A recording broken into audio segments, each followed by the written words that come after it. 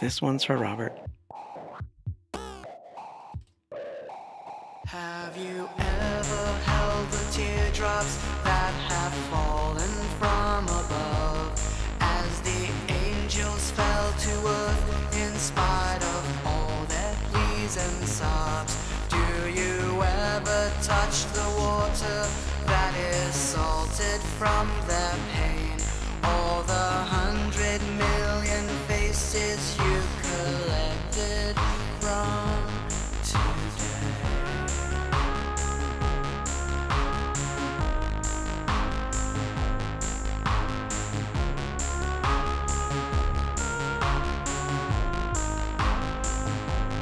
Do you ever feel a joy in hoarding all these vials away? Have you opened up the contents of a young bride's broken heart? Do you ever hear their cries, or do you steal them in the dark? Have you often dreamed in loneliness, or beckoned by the stars?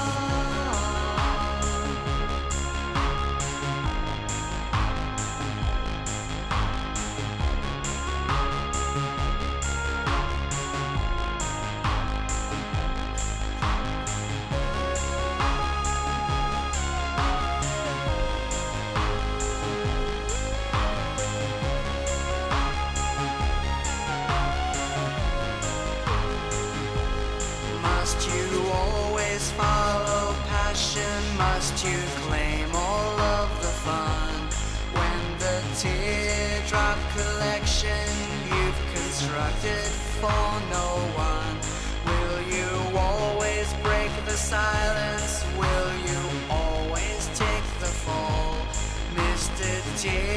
teardrop collector, do you ever cry at all? Teardrop collector,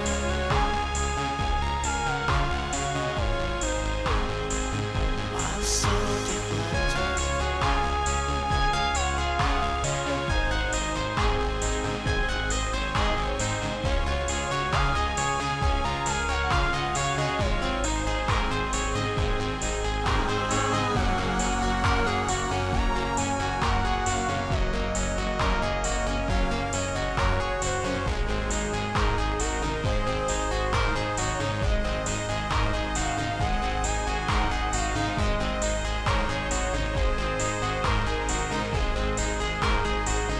Teardrop collector,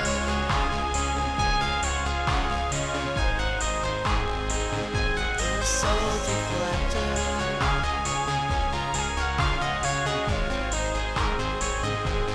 When I hear somebody cry, I know that you are hiding there.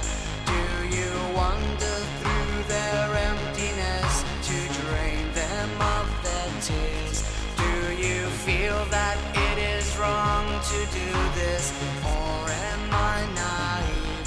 Mr.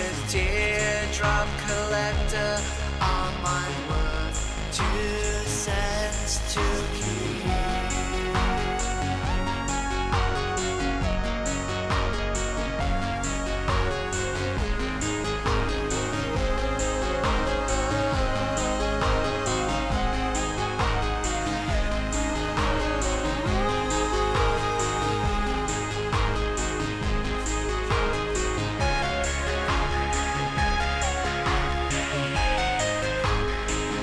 Teardrop collector,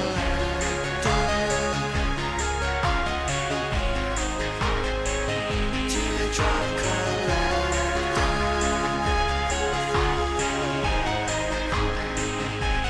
teardrop collector, teardrop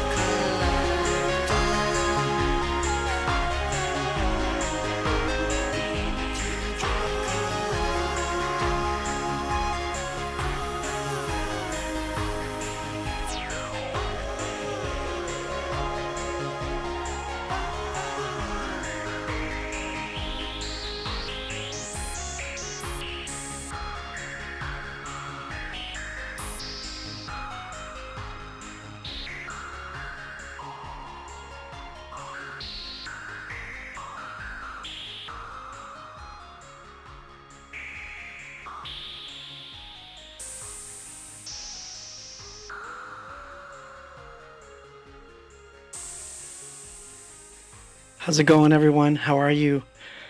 Hello, world. I'm still here. I managed to do some changes really quick. I'm having a weird issue, and I don't know how to solve it yet. It appears that my preamp buddy, which is really, really awesome, has some sort of auto shutdown, and I can't find where it is. I'm gonna have to like dig through manuals now because it shuts my mic down without me wanting it off, and it just turns it off. So I have to like bring it back to life every time. So at first I thought the mic was broken after I had fixed it. So it could be something, you know. And the stream went off on the wrong date, so I had to like stop everything. Anywho, we can turn this down now. Right. So welcome, all of you. And let me say hi to a few people here that I see. Hello, Juan Rafael Garcia from Argentina. Awesome. Argentina's in the house. Yes. Hello, Emilio on Facebook, JBK Nights on Twitch, Alfonso Petty Jr., YouTube, Todd on Facebook, Robots and Isopods. Hey, awesome. Glad you're here too on Twitch. Hi. That sounded funny. Uh-oh. See what I mean? It just goes weird, and I don't know what's causing this problem. It's going to be something I have to fix at some point. Or I'm simply just talking too loud for my own good, and I'm not aware of it. And that could be it. So, am I coming in nice and loud and clear? And if I am, that's good. That's a good thing. If not, then we've got a problem, don't we? Maybe it's the line input. I gotta figure that out. I think that's what it might be. Hold, please. Let me see this. Yeah, you get to see well, you kind of can't get to see it, but I'm under the desk here. Yeah, I'm set normal. That is weird. That is very Look at that. I think I fixed it. I think I fixed it. So, let's find out if I did fix it or not. Should be coming in nice and clear, but we'll see. There's still time to screw things up, obviously. But on to the news of the week. So Chicago date is a certainty. Tickets will go on sale. They are on sale, but I don't have a link. I had a link. I don't have it handy. But it will be on the Anything Box site tomorrow morning, if not tonight at some point. And so that's happening. I'm playing on a yacht, of all things. That's pretty crazy. But yeah, that's happening. So that is awesome. Yeah, it looks like everything's figuring itself out. Happy Skynet Day. Oh my God, Kevin, you're right. Today is Skynet Day. Oh my God, that's funny. I don't know. I don't know that I would consider ChatGPT my I don't know that I would consider ChatGPT my go-to on that one. That's just because. Sorry, I'm still looking at this thing like it's going crazy here. I think I know what it might be. Let's.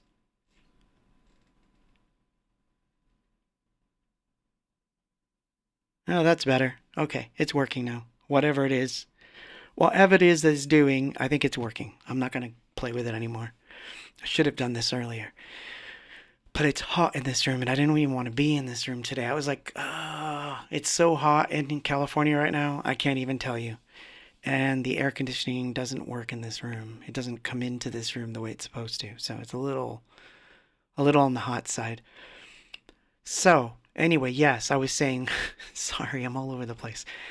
There's a show in Chicago coming up in September, just right around the corner. And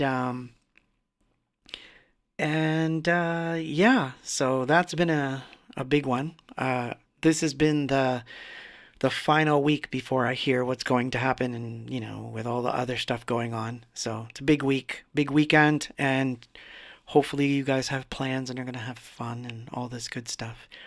The topic for the evening is gonna be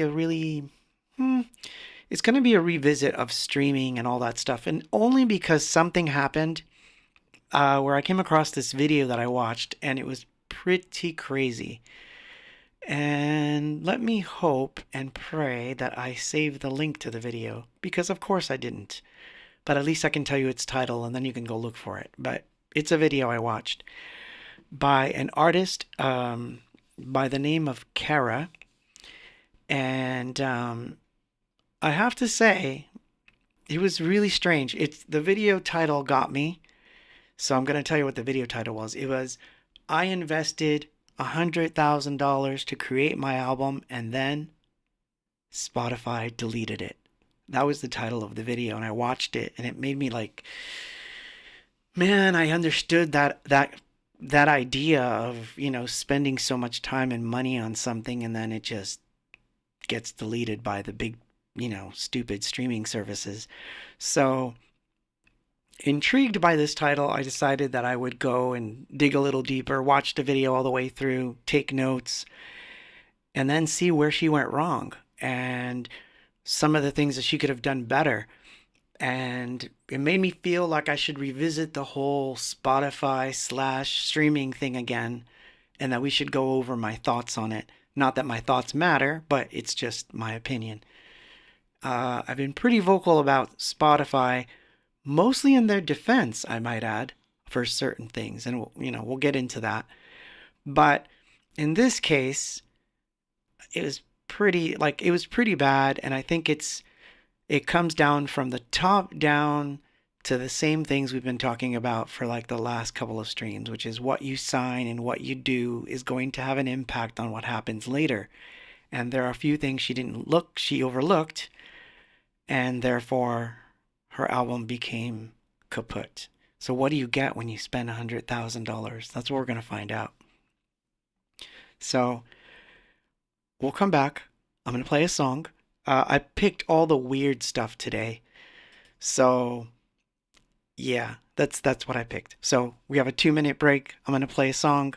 Then we'll come back and we'll get right into her story and then how it might impact your story if you're thinking of streaming as the end all be all. Hint, spoiler alert, it should not be your end all be all. In fact, it shouldn't be that at all. It should be, if anything, Spotify should be nothing more than a radio station for you. But we'll come back. We'll see what happens. Next, I'll do the moon chat. That way we can keep chatting on the dawn.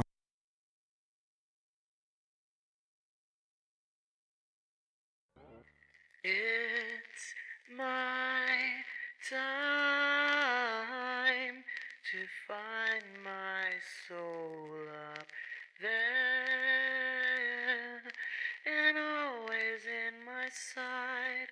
I guess you know the tide is turning around again.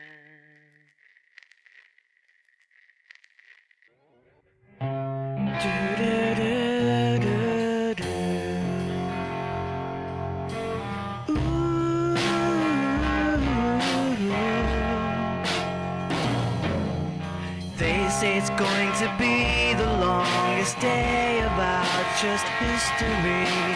Everything will be the longest day we've ever known. Maybe I should run for help, but I don't give a damn, 'cause I'm not there. I am afraid. Do you know what is true? These days I'm scared. Do you think that I'm lonely? Yeah, yes, it's gonna be alright. Yes, it's gonna be alright. Yes, it's gonna be alright. When it's over, you and I will float downstream.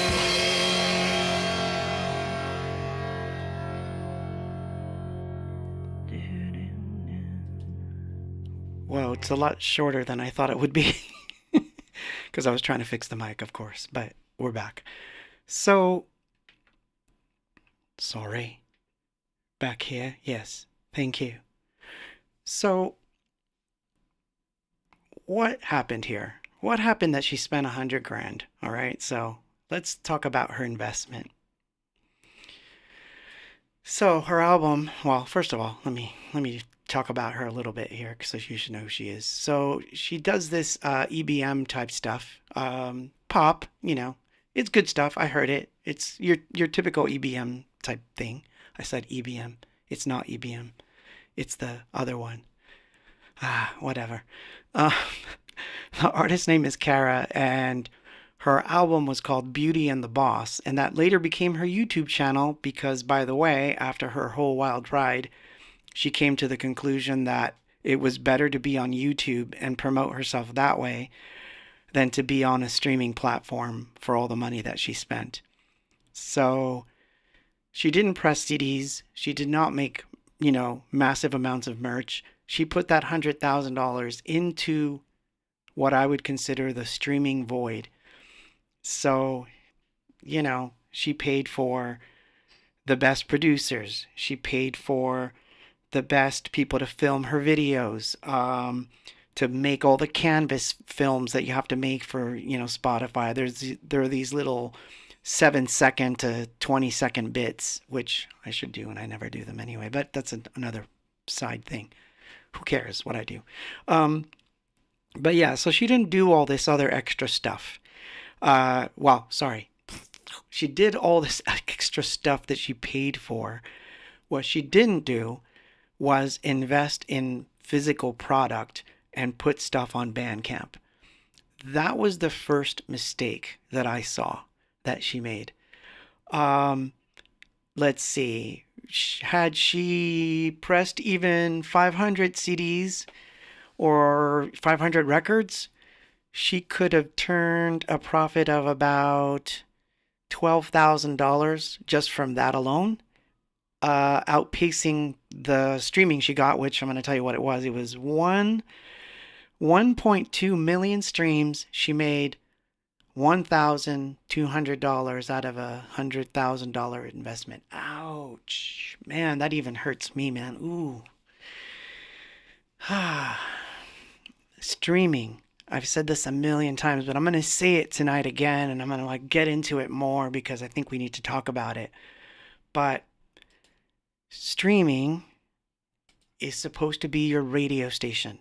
That is your discovery point. That is where people, in fact, I actually pay for discovery, and I don't pay for it um, in dollars. I pay for it in streams. I'd rather have Spotify push stuff out. I don't care if it really makes me money, as long as they push it out to the world and it gets the attention, because then people come back to the site and they'll buy the real stuff, or they'll come to a show, which is what I really want them to do, which is something. Yeah, Brian George says, ouch. EDM. Thank you, Joe. Kept saying EBM. That would be funnier. But it could be acid polka for all we know. Yes, thank you, my. So, electric country music. Um, but yeah. Cool. Robots and Isopod says she does have clothing merch. Burnt wasn't easy to find unless you went to her website. Yeah, exactly. She talks about this in her video. So I'm glad you saw it.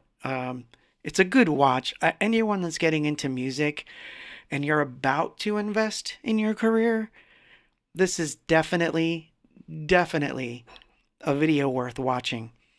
It's a cautionary tale.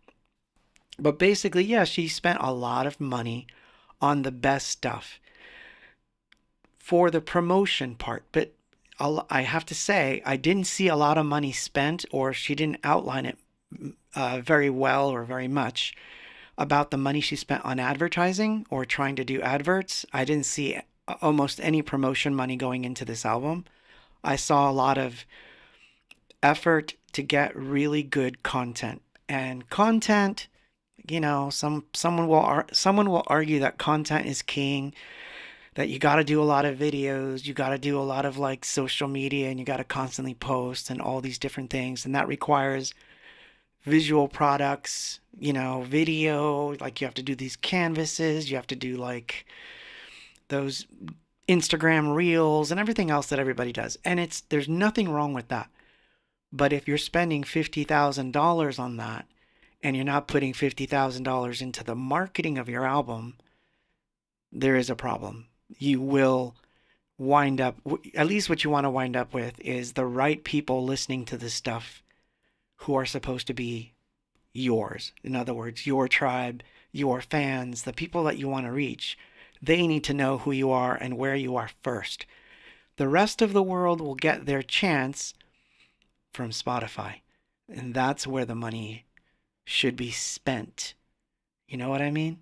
So that's what I think she did wrong from the get-go. Let's see, what else did she do here? She spent, oh my gosh. Yeah, she spent almost 15,000 bucks on just camera and makeup and locations for videos, and that's a lot of dough.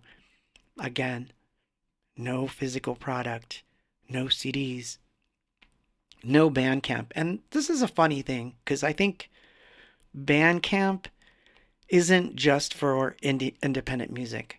It's for everything. You could do EBM there. You could do EDM there. You could do punk, you can do reggae, you can do hip hop, classical, anything and everything under the sun can be done on their Bandcamp. We need more Bandcamps, less Spotify's. This is the truth. And we don't have that many. I think there's only, it's down to two, and I can't even think of the name of the other one because I don't use it, but I should. But my point is, there always has to be a point where people go back to your site and all the things that happen on your site. It seems like an old way of thinking, but it's coming around for obvious reasons. And one of the things she mentioned was AI, and she mentioned it. And when she did, that piqued my interest because it goes back to another subject we were talking about, which was AI music taking over streaming and real artists getting pushed out. She mentions this, so we're going to get into that as well. And let's play a song so that I'm not always just, whatever, talking all the time. Talking all the time. Yeah. So I'm in a weird mood. Can you tell? I am exhausted. Not burnout, but I am exhausted. This is 1 minute, 40 seconds, the song. The actual timing of the song is 4:14. I like this one because it goes all over the place genre-wise. It just goes to show you that you can jump genres as much as you want to. You shouldn't stick to one thing.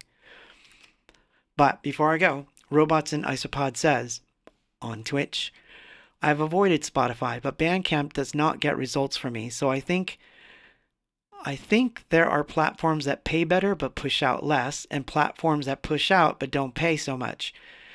So it's good there that there are choices because they all have trade-offs. Sorry, I suck at reading off the screen when it's moving.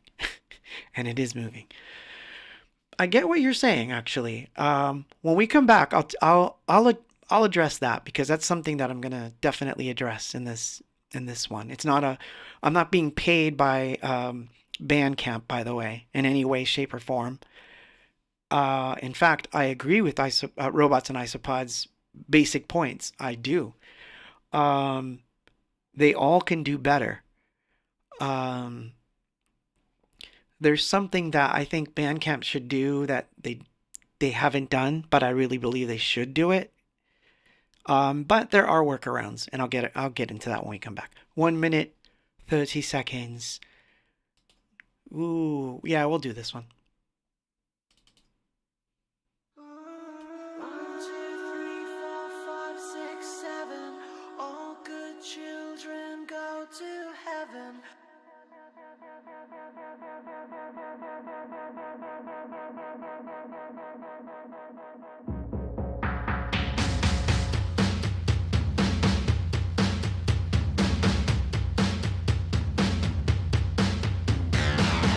I can see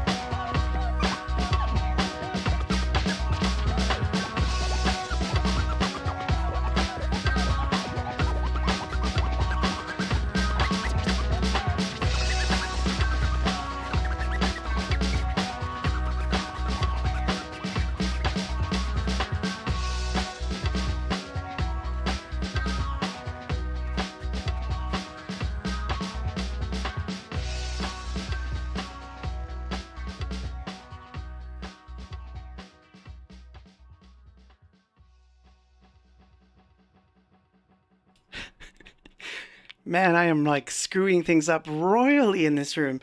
I went to get a drink and I knocked the glass straight across the room and it broke. So I've got broken glass around me and my drink spilled. Great.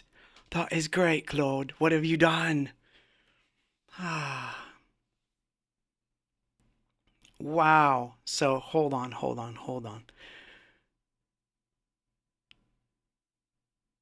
Wow.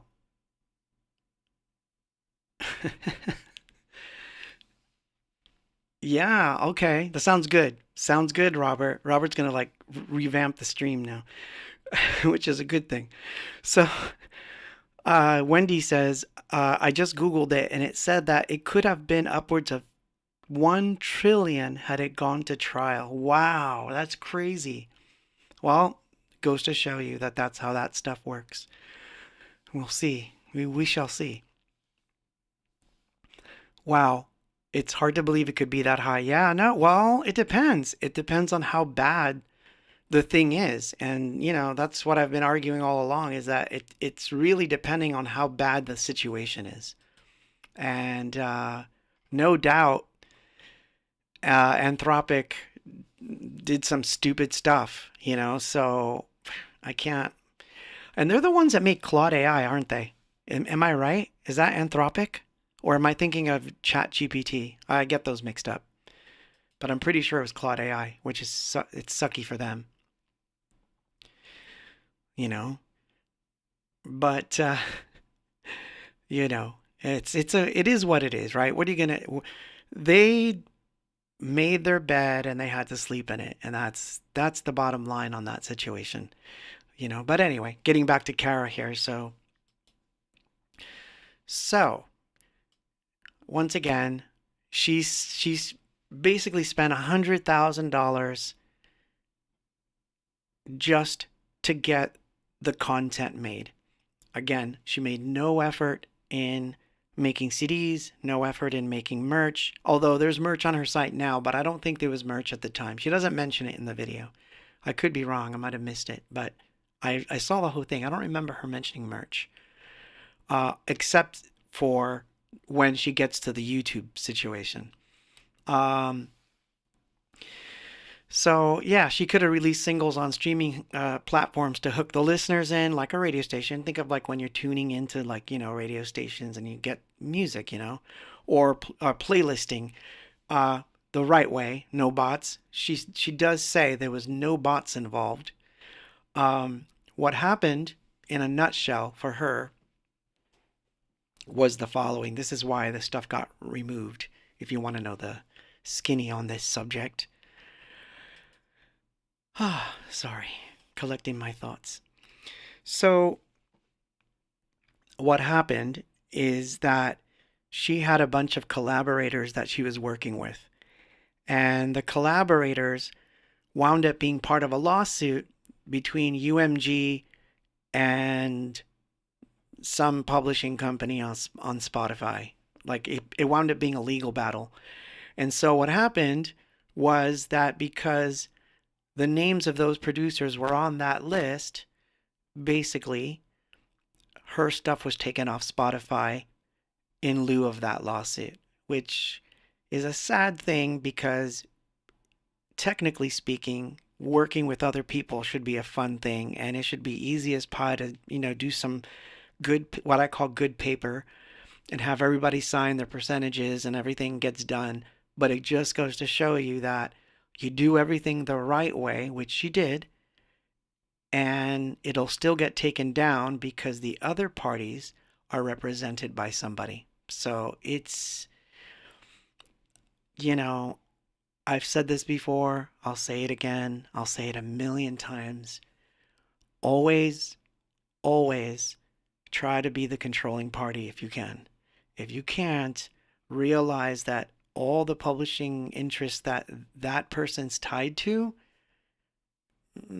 can have an effect on you, because you are now going to be beholden to what happens if their major label sues. And there goes the mic. You'll be, I think it's my preamp actually dying. There was no rescue for that this time, is there? I may have to try a direct approach. We'll see. I'll have to do some more experimenting. It's dying again. And I switched everything out. So cables are new. Everything's like golden. Nothing should be going on here. Ah, man. Sorry. So anyway, what should have happened is if she had, you know, played her cards right where she was the controlling party, then it might not have been the case. But I have a feeling it was third or 50-50 on almost all of it. And that means, you know, what it means. There's no controlling party, and therefore it's going to go like back and forth forever. So this is what appears to have happened that got the album taken down. That's why it was taken off Spotify. So yeah, no, I agree. I agree.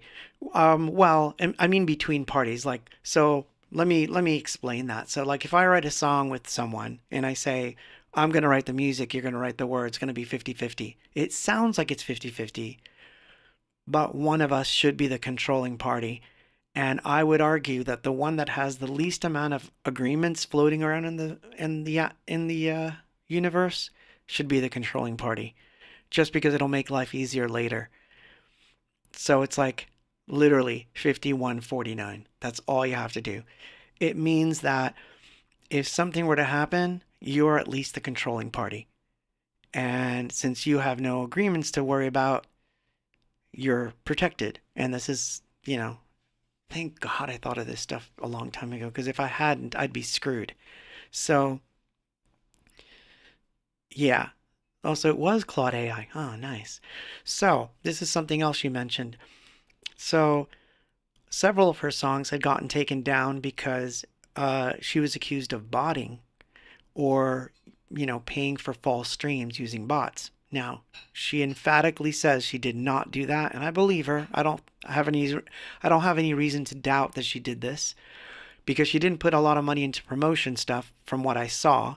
So I'm pretty sure she didn't spend money to just get fake playlists. So after all that, that would be like the last thing you would want to do because that's an easy ride to, getting kicked out of Spotify.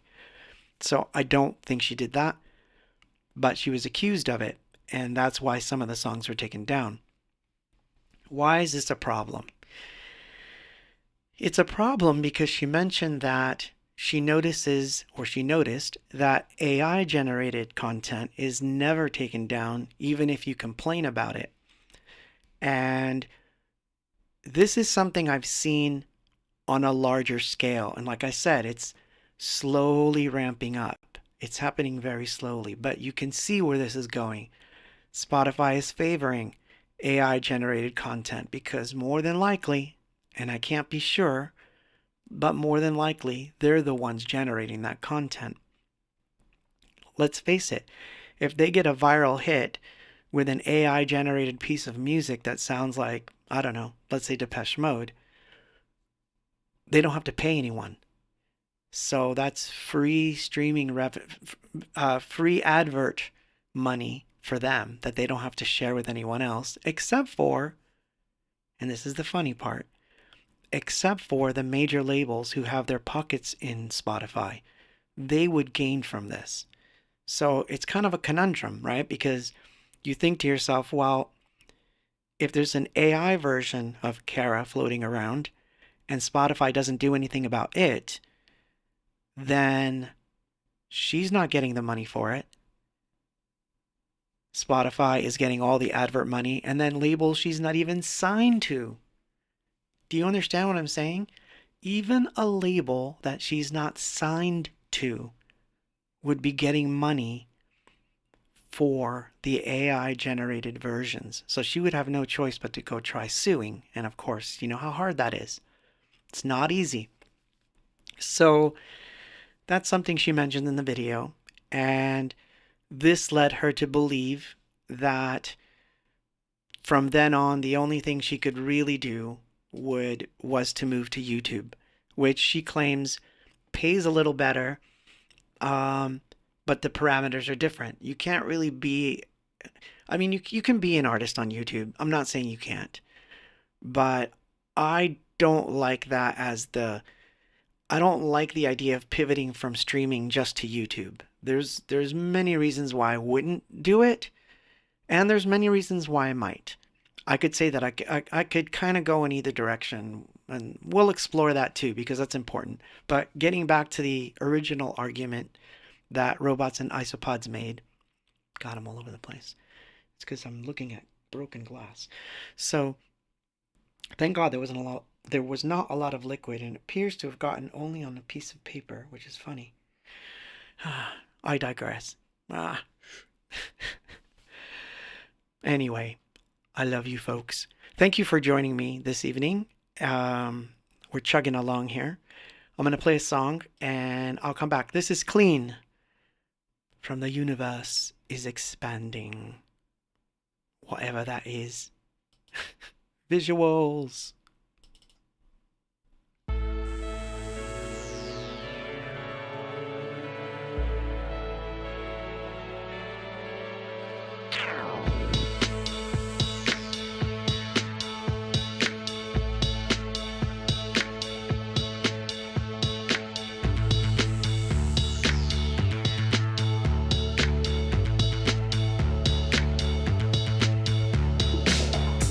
Everyone is flying.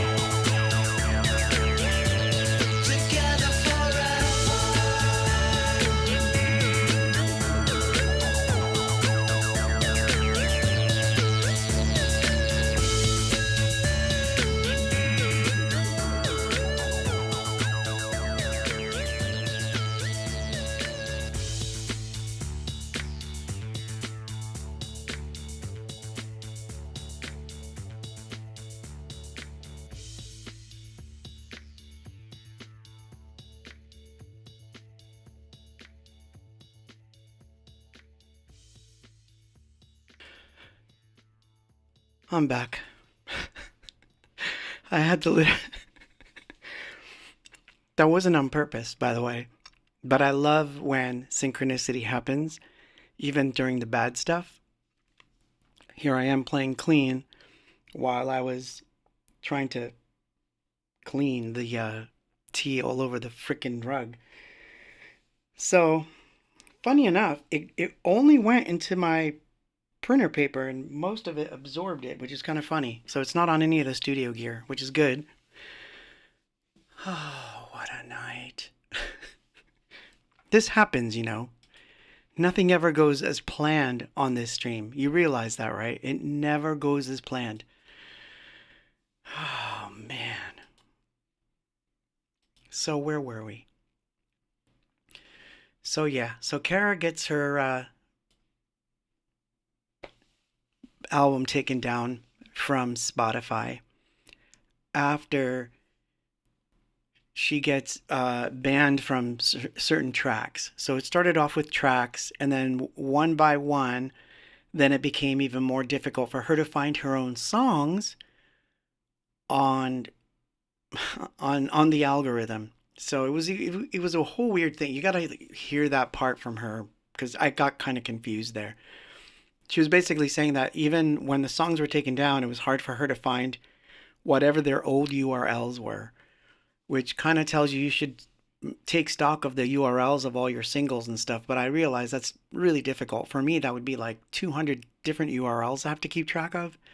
So I can understand why she didn't have all of them handy.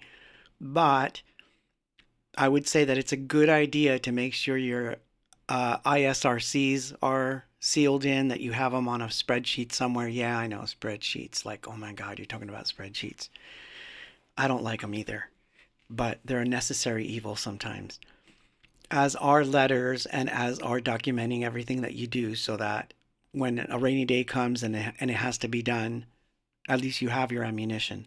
So yeah, she should have taken more care to document all her ISRCs and all that stuff to find all the the stuff. But I tell you, she should have put her stuff up on Bandcamp. I think she should have done that because at the very least, when the album was taken down, she could have just pivoted right into Bandcamp. She could have used some of the money that she had, whatever the money was that was left, which wasn't much. But even spending the $1,000 that you made, which honestly, let's call it what it is, that's a real horrible loss. If you spent $100,000 and all you got in profit was $1,200, that's a really bad deal. So, but a lot of good things came out of it for her. So, one, she invested in some camera equipment. She invested in lighting. She invested in she learned how to do her own editing, which is good. So now she's going to be doing more of her own content, which is how she was able to pivot from streaming into YouTube. And that's how she's now a YouTuber, basically. But there's a difference between a YouTuber and an artist who releases work. I've seen this time and time again where an artist tries to do being the artist on YouTube, but eventually it turns into, I'm going to do product reviews. Oh, so and so just sent me this and I'm going to review it. And next thing you know, they're reviewing microphones, they're reviewing guitars, keyboards, MIDI controllers, cables, and all this other stuff. And that's fine, but the music dies.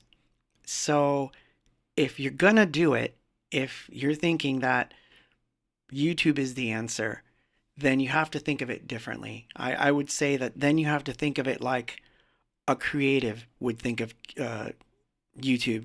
For example, a person that makes short films. I would rather hook up with someone that makes short, crazy, surrealist films and say, I'm going to provide you all the music and all the stuff. You're going to make the films and we're going to do stuff together and we're going to make a channel so that I'm basically the faceless musician behind your films, and you can, tell people about my Bandcamp. That would be something to do. Sorry, I lost the chat. Ah, there it is. Every tuber EverQuest. I know. I know. Yes, Robert, I would. Of course I would. Robert's asking me if I would play any of his Abox remixes. Of course I would. Best be good though. No, I'm kidding. Even if they were bad, I'd play them. But they would be good. I know. I know you're doing the good with that stuff. I encourage it actually. So, yeah, I would I would say that if you're going to do non-streaming and pivot strictly to YouTube, that's a mistake too.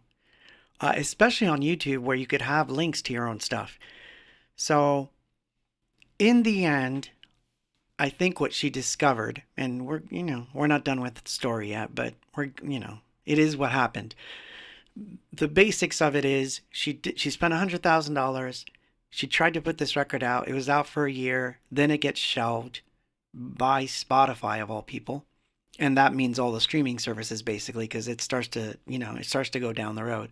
Although some people decide to release only on one streaming service, which is another mistake. I wouldn't do that. Um, I always let it go to every single one that pays, basically. So that, I mean, there's streaming services I had never heard of before, and I get checks from them. It's minuscule stuff, but it adds up in the end. And again, I don't do it for money because I already know that the payment on that stuff, you have to have a lot of streams for that to happen. I'm not stupid. So, or at least not all the time. So, that was a joke, sort of. But it's this feeling that if I'm going to spend money to promote a record and to make a record, I need to make sure that it's going to different places so it gets attention. So to Spotify, I send singles. To Spotify, I send certain EPs, the album, eventually. But I also make CDs. I also make records, even though I don't like records that much, but I make them. Books. I make merch. I do shows. These are all part of my life to keep my career going so that if Spotify went away tomorrow, yeah, of course everyone would freak out. I would freak out too. I've lost the biggest radio station on earth, just dropped me, right? That's what it would feel like to me. However, if it was just Spotify and then Apple still doing it, then I would pivot everything to Apple. I would do whichever one has the most attention. And in certain situations, I've been very surprised with that outlook. I'll give you one glaring example. Um, this is a stupid example, but it's the best one I've got. Facebook. I I have a very good following on Facebook, and it's probably the most engaged following that I have. So it could have a lot to do with age group. Of course it does. It could have a lot to do with the music style. Of course it does. So why would I put marketing money, let's say, into Spotify to try to get the 14-year-olds to get into my music when the 30 to 45-year-olds on Facebook are doing really fantastic with me, and that seems to be a core because they all grew up with me. That makes sense. Do I want new listeners and new fans? Of course I do. Do I want them to be all sorts of ages? Of course I do. But there's also this idea that this is where you have the most attention, so focus on it while you're pushing in other areas. And that would be the same advice I'd give to someone that says, well, on Bandcamp, I don't get a lot of traction, but I get more traction on Spotify. That means concentrate on Spotify promotions that eventually lead people to your Bandcamp. You know? Exactly. So JPK brings up an interesting point here. Apple is good, except my Distances album disappeared when it was rebranded. It sucked, but I have it on Bandcamp. Thank you. And that's because I had to re-release it on Bandcamp. Which, by the way, I'm trying to get it back into circulation on those other platforms. Wish me luck, because I'm going to give it a shot. Because I think enough time has passed that I can actually pull it off now. So I will try that one again because I think it's worth doing that. So, but that's a good point. Owning your own stuff is always going to be the best way. And to what happened to Kara again, because she didn't make CDs, she didn't make downloads available. This actually hurt her fans too, because when the album disappeared from Spotify, it disappeared for everyone globally with no backup whatsoever. Now, she did say that she did try to get her site back up and running, and she was happy that 2 people or something bought the album as a download from her, and that's great. And it's a joke that only 2 people did it, but I think it could be more if she had pivoted to both things from the get-go. It's like, here's the radio station, here's where you support me. You know what I mean? That would have been the right thing to do. She didn't do it. So she found more traction on YouTube doing her what she calls her like freak out videos where she's talking about whatever issue. I'm not following her channel. I just happened across this one video that actually got to me. Cuz I'm always sympathetic, by the way, to artists that lose stuff. I can understand that. So whenever I hear a story like that, I'm inclined to listen to what they have to say. I'm inclined to watch the video to see like what they went through, because I feel that. I understand what that's like when your stuff is not, when you're not in control of the physical thing that you made. But I will say this. I'll save it for the next break. So let's play a song. Yeah, I'm going to play a song now. Overhead visuals for this one. This is 65 Million Miles.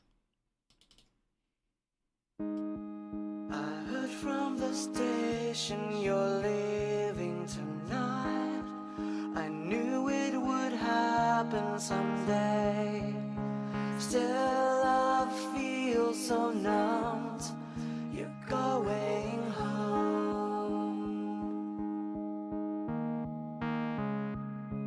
The earth seems beautiful, somehow lonely too. Now that we are here, I want time with you. Can't face the night. You're going home.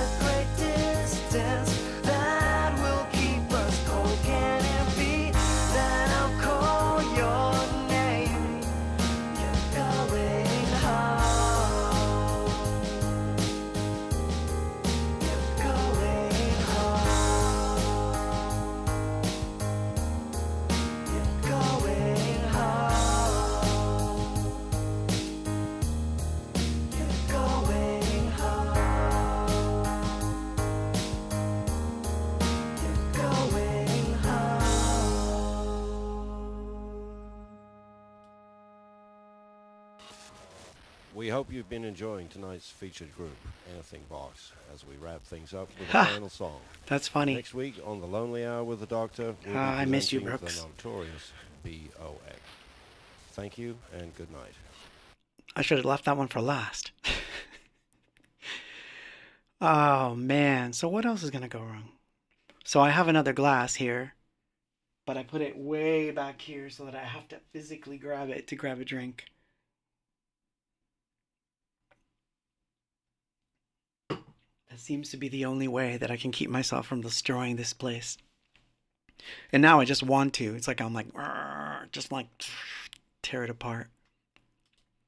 So, but I digress. No, I can't. I can't reach back now again.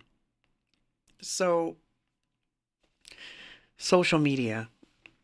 You know, I hear this one all the time where people are like, it's the only way to promote. It's the only way. And it is the most powerful tool we have right now. It is. However, this is the part that always bugs me. And I don't know if it's just me and it's because I'm older. Like, well, it must be because when I was younger, the idea of the word advertising was abhorrent to me. Like, I loathed it. So, I understand, like, oh, I don't want to spend money on promoting it. But then you're thinking to yourself, well, if I spent 12 grand or whatever it is to pay for a film crew to film me and to make these content videos, why wouldn't I set aside $2,000 to promote them, to have them, show up in people's feeds? And people think that, oh, like, don't you get it? Like, well, I mean, the normal folks out there, the ones that aren't in bands, you don't really see that many adverts from music. All the adverts that you see are usually for weird, stupid shit like drugs that you're never going to take, alcohol, which is at an all-time low in consumption, just weird stuff. You very rarely see something like so and so has a new album out and it's like it's like bombastic. You don't see that anymore. And so I feel like it's a wasted art on such platforms which have so many people visiting them. And that's Instagram, that's Facebook, that's TikTok, even though I don't like TikTok that much, but that's okay. I understand. It's a young people's game. That's fine for that part. But that's what I mean. If you're gonna do it, like at least advertise that stuff. You know what I mean? So, you know what I mean? Like, yeah, I know fidget spinners. That's funny. I've actually seen commercials for that kind of stuff too. I've seen commercials for like dumb stuff, like dumb things that makes you wonder, like, why would I want to watch a wallet commercial on Facebook? Like, I don't know. I don't even know if advertising works anymore. I mean, I think it could. I think it works with food. Like food adverts tend to work a little bit because I'm a foodie. So if I see a good burger or if I see something really good, I might go eat at such restaurant. But usually, the ads are fast food restaurants, which I don't know that they really need advertisement. At least not in the way that you would think tradition. It's not like I'm watching TV and I'm like, oh, now I really want a Big Mac. It doesn't really work that way. Oh, there goes that mic. So, and especially drugs and weird pharma stuff. I don't know. I very rarely, number one, getting off subject here, but number one, the reason I don't like those commercials and I usually mute them is because the symptoms are always things that everybody suffers from every day. Do you wake up with a headache? Do you wake up hungry? It's like, yeah, I was out drinking and I didn't eat dinner. Like, but that's not the thing that's going to come up in your head. In your head comes, oh my God, do I have the whatever it is that I have the medicinitis thing that I have to go buy and put in my body to like fix? So advertisement, in my opinion, is also at an all-time low. And let me tell you, I believe that the people who sell advertising know this, which is why adverts are so cheap right now. So I would just do some promo money. Like that's something that everyone should do. Um, yeah, that's another one I've seen. Joseph, the products are like low innovation, like a new belt. Yeah, new flashlights. Although, some of those do get me, like the flashlight that can burn a hole in the wall kind of stuff. I'm like, can it really do that? So, like that kind of stuff. Yeah, the prevention magazine effect. Yeah, I agree. So, oh, thank you for that. JPK says, love the cassettes on Object. They are little golden nuggets people just haven't fully discovered. I'm happy to do those, and I think there's going to be more of those coming. Believe me, a lot of those are going to be tied to physical things. Because I don't know how many years I'm going to be doing this kind of stuff. I don't know. I really don't. So my idea is to do as much as possible in the shortest amount of time so that I can get the most things out. So after next week, when all this, weird hoopla stuff dies out, my goal is to focus more on recording and releases and art. I've been doing a lot of painting, so anyway, that's my point. We can continue doing things on the side that support our career. Does that mean that I'll never do a product review? Probably. I can't see myself doing it unless I had some sort of skin in the game. And like, I'm not going to set up an overhead camera just so that there goes the mic. I'm not going to set up an overhead camera just so that I can, show my favorite features of my Wo-Fi. Like I wouldn't do that. I would rather make some crazy surrealist film thing and just feature it. Um, so my headspace is more in that direction. So I would say that, doing just commentary, I mean, that's what I do here in the stream. But if you notice, I don't really post any other videos. So it's not like every other day I'm like, hi guys, I've got blah blah blah blah, or this just arrived in the mail. Let's look and see if it's worth buying for $100. I'm not doing that. So, let me tell. That's the worst one. Oh my God, Joseph, you're on a roll tonight, man. Life block. Oh my God. Yeah, that one's funny too. But I guess they get their revenue somehow, so I get it. But so I could stand seeing a new album out by a folk band in between all that, and I probably would want to listen to that commercial just because it's different. Until, of course, all bands go that way. But we're so far away from that, you know? So, you know, I don't know. The uh the other thing she mentioned was this critique on the music industry as a whole, and I really want to get into that one next. So, let's play a song first. So, this one's funny. This is the very first recording of Decades. I've played it before, but this one's the gnarly tape version, so it's like really bad, and I thought that would be funny to play tonight. So, here we go, me old son. We'll do the we'll do the moon. Well, yeah, we'll do this one so I can keep tabs on the chat while I'm playing. How's that?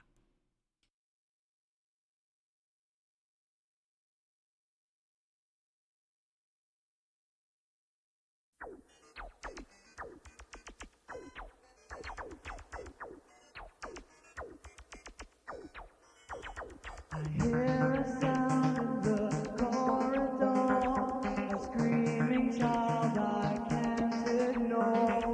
Goes on and on and on. I press my ears, I can't make it go away.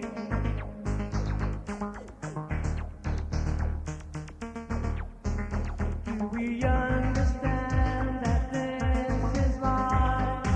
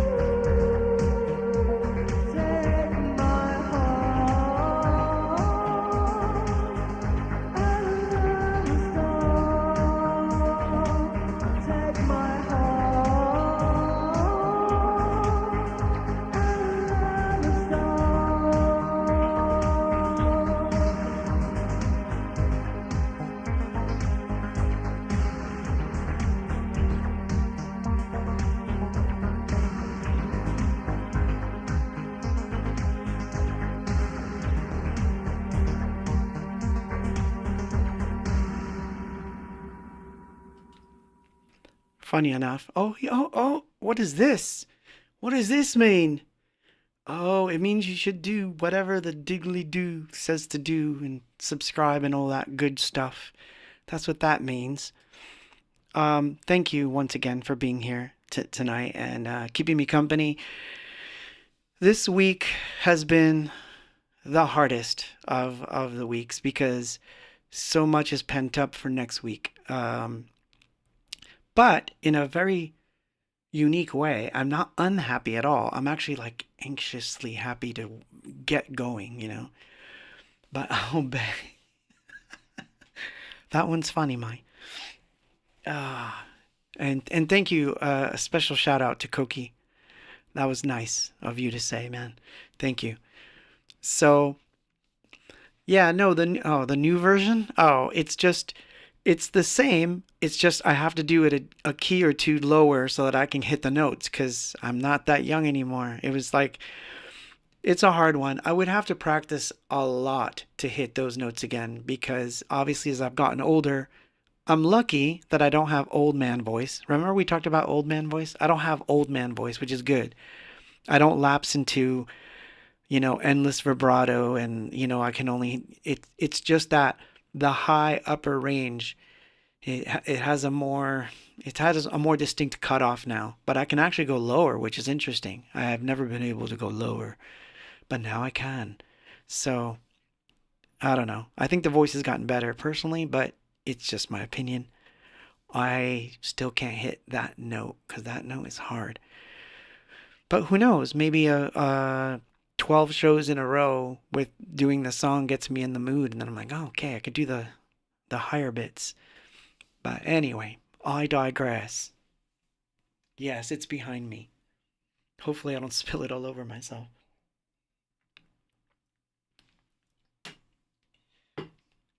Y'all are funny. Yeah, see, I was, yeah, I saw that. Well, I, most of my hard living came here. Not drinking and doing stuff. It came here. Like all my hard living has just been like heartache and emotional whatever. So I think that's made the voice want to say more. So that's a good thing. I didn't do chemicals and all that stuff, so at least not in vast quantities like others have been known to do. So I think I survived that era of my career. So, getting back to Kara here, poor Kara, like we just stopped talking about her altogether. But yeah, so what else happened to Kara here that we should talk about? What was the other thing? Oh yeah. So she saw that there was a lot of favoritism also in playlists, and of course I see that. You're more likely to see a Depeche Mode song and an Erasure song or, a Kraftwerk song on an electronic playlist than you're going to see an Anything Box song. Why? Because I'm not in a major anymore. I'm an independent, so I function differently. So, and I can't pay. And yeah, you don't think people pay for playlists, but there's actually legitimate playlist companies. I'm not talking about bots, but legitimate ones. Think of a DJ record pool of the old days where DJs got together and did their own 12 inches and stuff. We used to do that with the band a long time ago, send records to record pools. The difference is now it's digital, so you're not sending them free stuff anymore because obviously they're just getting an MP3 in an email that's not going to make them any money. So what the record pool people used to do is you would send them a song, they would put out their own CD, and all the DJs would pay a subscription service to be part of this record pool, and they would make their money that way. It wasn't a lot of money, but it was acceptable to do that, and that wasn't considered payola in any way because at least your song was on a compilation that was going to all the DJs. The 2025 version of that, I suppose, would be playlist services where all these DJs subscribe to a specific genre that they like and you pitch to them, and then whether they like the song or not, they add it to a playlist, which could be millions of people. Does that work? Yeah, it does work. I've seen that work for different genres. Does it work for something like electronic folk or like, you know, ambient type music? Not so much. I think it's going to be the same suspects. It's going to be mostly pop, hip hop, whatever's hot on terrestrial radio. And I know it's a weird word too. But whatever's hot on terrestrial radio or whatever's hot on the top 100 in Billboard, those are the genres that are going to benefit from such a thing. You're not going to benefit as much. So I wouldn't put my money there. I would put my money into things like ads for, saving playlists to saving the song, right? Or downloading a new version of a song, like all like things that fans would like. I try to think like, and not that I try to think like a fan, like what would my fans like? No, not like that. But obviously, I know that if people follow me and they understand me, like what I'm doing, then they'll understand that art pieces are part of my releases, books are part of my releases, posters, t-shirts. These are things that are part of Abox. So as long as I do what I'm supposed to do and don't screw it up, I should be okay. You would think. I don't know. Now I'm self-doubting. But so, has my opinion on streaming changed? Yes, it has changed quite a bit. Um, since the advent of the AI situation, I would say that my opinion on streaming has definitely pivoted more towards I too am going to concentrate more on YouTube and video, but not in the way that Kara's doing it. I'm going to go the other route. You might see really strange stuff on the Anything Bucks YouTube channel. That's all I'm saying. Does that mean that they're directly relatable to the albums and stuff? Probably not. But will you get the personality of the person creating the stuff? You probably will. And I think that's where that's where I would go if my music wasn't a mainstream thing. And I don't think that from the time that we did La Tradelica onward that we were anything mainstream. I don't think we did anything that was mainstream. We delved, but I don't think that, anything. I don't know what I'm talking about. All right, let's play a song. I've got a good one for you here. So, this is the very second recording. I say second recording because there's two. This is the second recording of Soul on Fire from this is late 1988, by the way. This one, or the very beginning of 89. I would say January. Could be wrong, but it's definitely early. Here we go. Ooh. What do we have here? Yeah, drone cam sounds good. Unsere Liebe ist verlieren.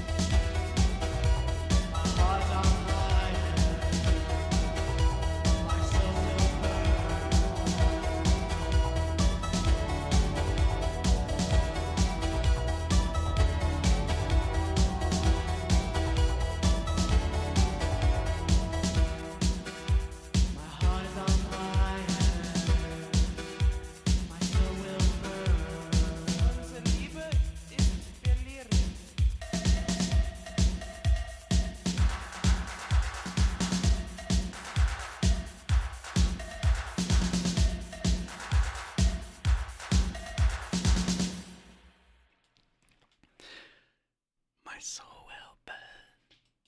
Or something like that. Yeah, that's another one that I've been looking at.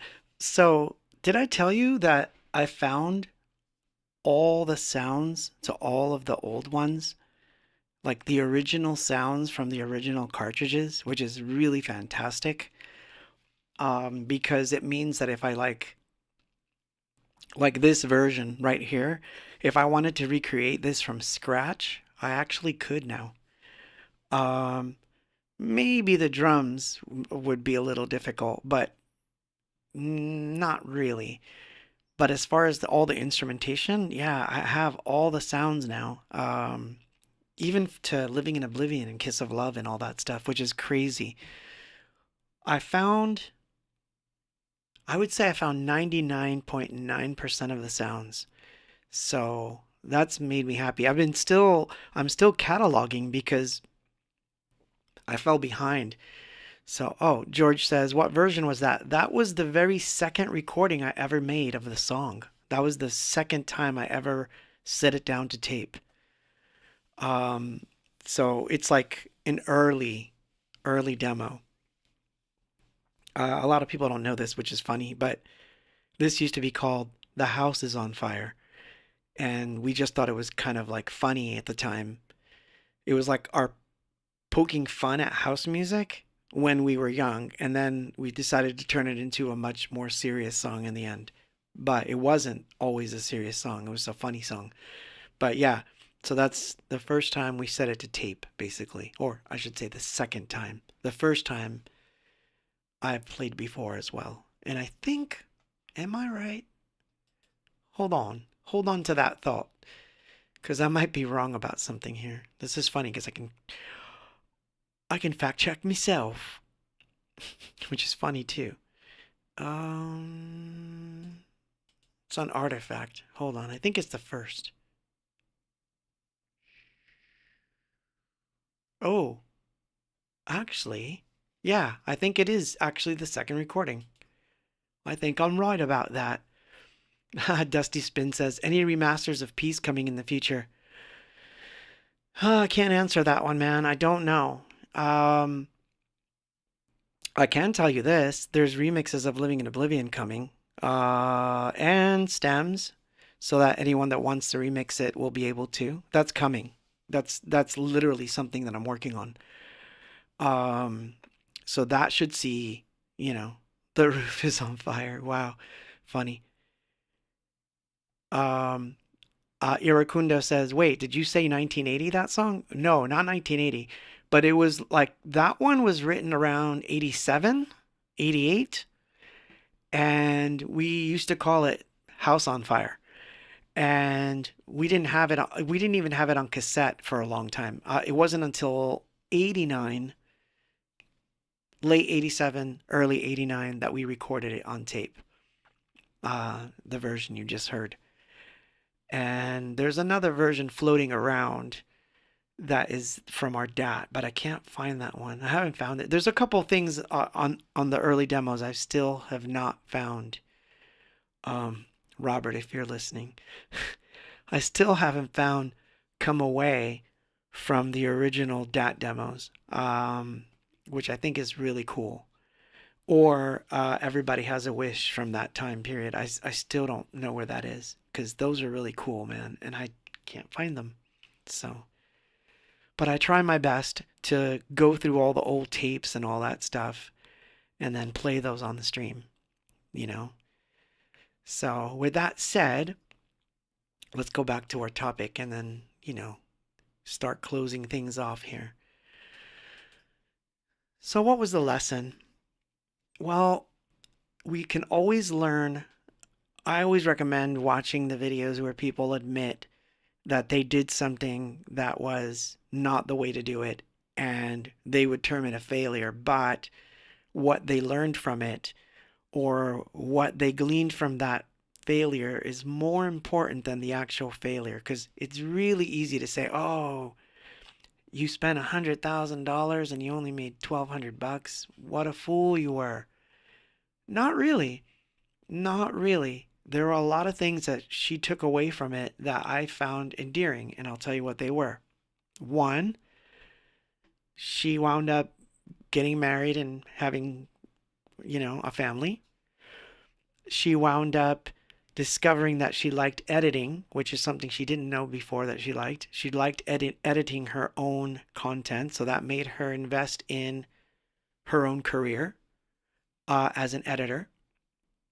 She learned how to make sample packs, which is something funny that, some people do. She learned how to make, she's a vocalist, so she learned how to do vocal setups for different DAWs. That's something that she didn't know she liked, but she wound up doing that too.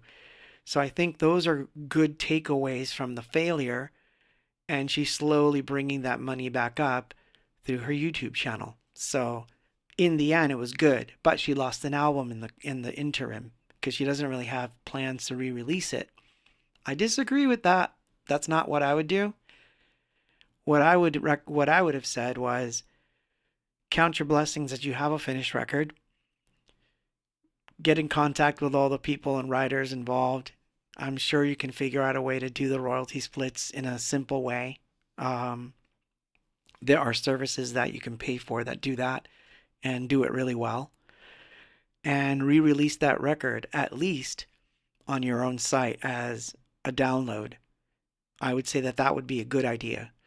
Even if it doesn't sell very much, it's something that she could pivot towards. Again, I use that word a lot tonight, but it's something she could pivot towards from her channel and say, hey, by the way, I have an album here on Bandcamp. That's all she has to say. Eventually, people will pick it up, and maybe she can resume her career in a different way with her singing and the releases. You know what I mean? That's what I would do. In fact, it's sort of what happened with me. We had to learn everything like ass backwards. And yeah, we'll get into that too. We have a little time left. I want to make sure we get all the songs in. So this is from 19. The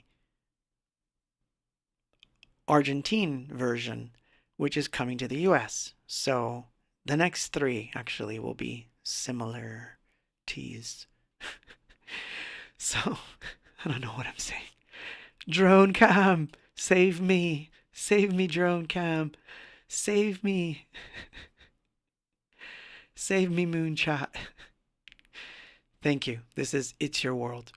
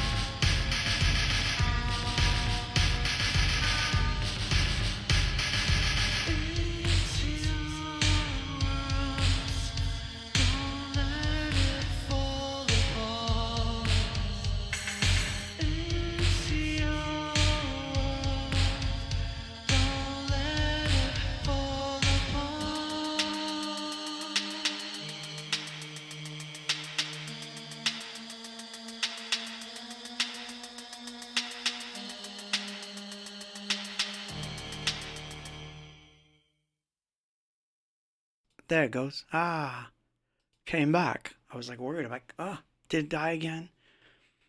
So yeah, it's your world. Don't let it fall apart, man. Don't let it. So, yeah. So, yeah, thank you for your questions. By the way, that's the fun part for me is to answer questions. And I can totally tell you that this particular episode was a train wreck because here's my own failures showing themselves. I did not put enough time into getting the stream promoted this week, and I should have. But like I said, this has been the toughest week because this is like all the homework of all the stuff coming. And so I had to kind of put in the time to do other things. But what was interesting is I did find time to make some music and I did find time to do some painting. So that's not a terrible thing. But to answer a question that was on the chat, yeah, no, I still have all those masters because I keep everything. I try to keep everything. So I never would have erased, any of that stuff. But yeah, the whole house on fire, I think it's on video. I think I actually have a video of us introducing it as House on Fire in New Jersey. I will look for that video, and if I find it, I will play it next week. I shall play it. In fact, next week I think I'm going to play a few videos. You know what next week is, right? Next week is my birthday week too. Oh man, I haven't even thought. Look, this is how you know I'm busy. I've been so busy thinking about this week and what's coming that I forgot that next week is my birthday. I now know what I want for my birthday. Ooh, snap. I know exactly what I want for my birthday now. So I'll have to make a wish and blow out a candle. I can't tell you what it is until then. But it is funny. It is funny to note. So we've got one song left to play. Technically, it's a funny one. I actually really liked playing this song when we used to play it, except that people thought it was a religious song, and it's not a religious song. I can see why people thought it was a religious song. Even by the title, you would think that, but not that I have anything against religion, because I don't, but it's not technically about religion. It's about a metaphor that you ever hear, like, the body is the temple of the soul. You ever hear that term? Or, from Culture Club, the Church of the Poisoned Mind, all that kind of stuff. So there's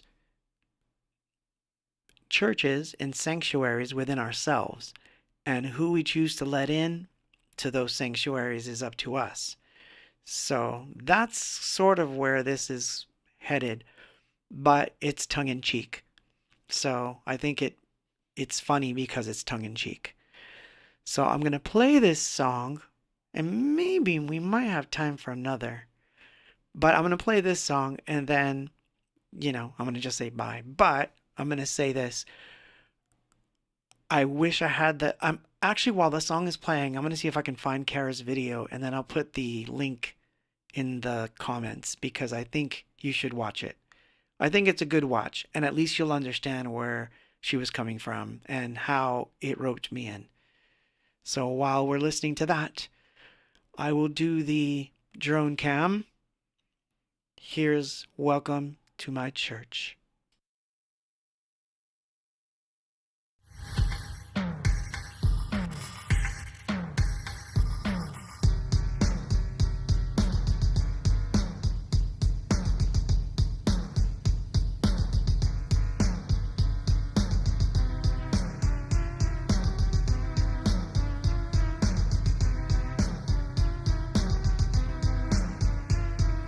You can say anything you want.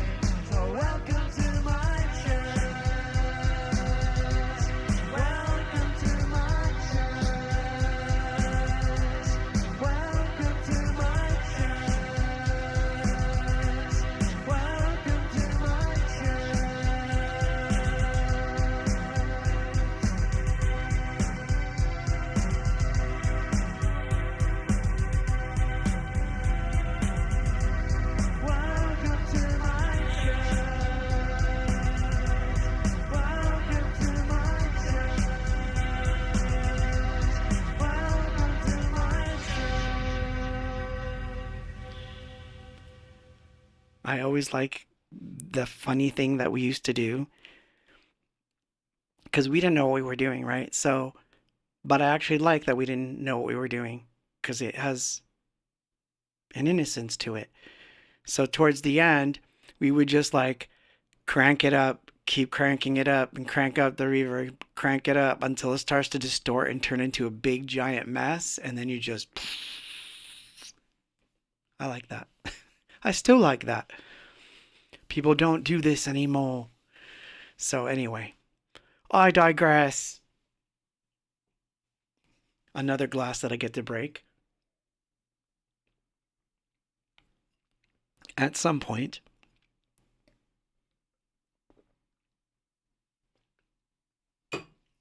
But not tonight. Although I stopped, it's almost all cleaned up, which is good. Thank you. So thank you for being here tonight. Thank you for hanging out with me. I really, really appreciate it. I've got one more to play, and I'm going to play it really quick as the credits roll, basically. And I will start taking stuff apart. That's the best way. That way I don't just eat up the time just talking. So have a great night. Have an awesome weekend. It's Labor Day weekend, by the way. Next week is my birthday. Thank you for being here. It's a nice gift. I will see you next week, and I will be 1 year older.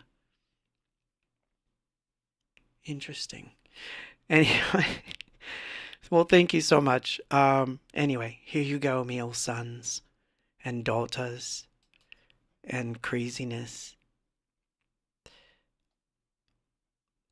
Census 5.5.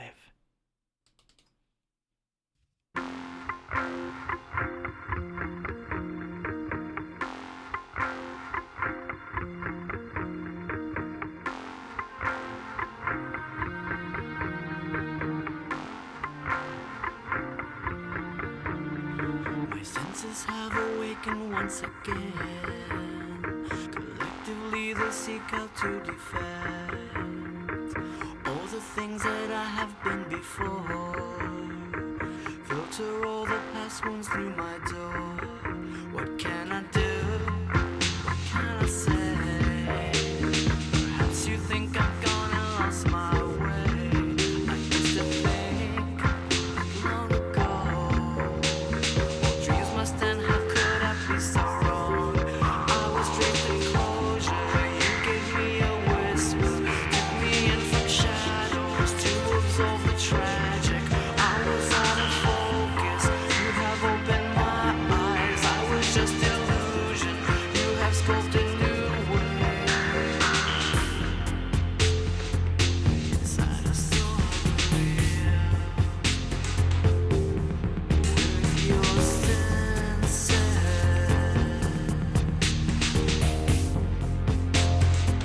to lose my senses was a sin. Where I had none, you had six.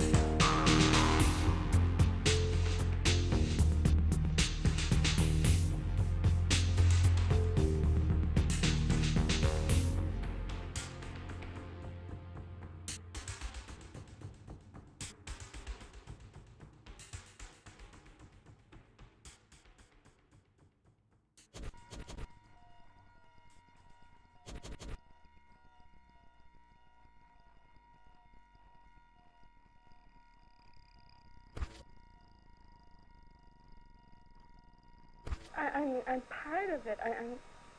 Can't you see it?